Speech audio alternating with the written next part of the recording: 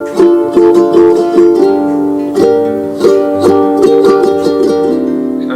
शेतकरी मित्रांनो, मी आपला डॉक्टर बापूराव चोपडे.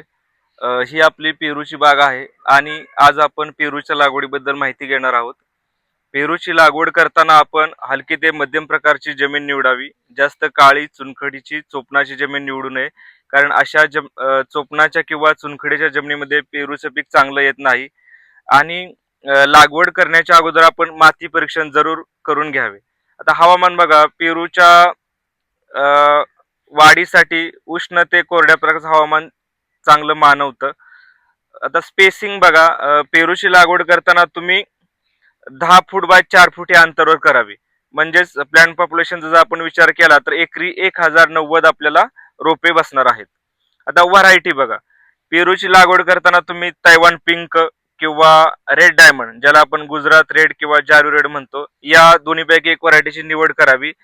या जातींपासून म्हणजे तैवान पिंक पासून आपल्याला 20 टनापर्यंत उत्पन्न भेटते आणि सरासरी मार्केटचा विचार जर आपण केला तर 30 रुपये प्रमाणे जरी आपण पकडलं तरी शेतकऱ्यांना 5 ते 6 लाख रुपये 1 एकर पेरूच्या बागेतून खात्रीशीर भेटतात.